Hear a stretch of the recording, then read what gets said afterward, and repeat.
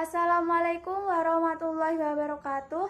Tepangaken nami kula Izati Nisa, akhiran 6/208 kelas 4G. Temriki kula ajeng damel video tentang tembang pocung.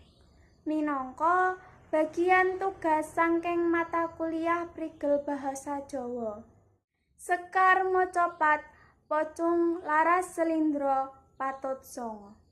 Ngilmu iku kalakone kanthi laku, lekase lawan kas, tegese kas nyantosani, sedya budya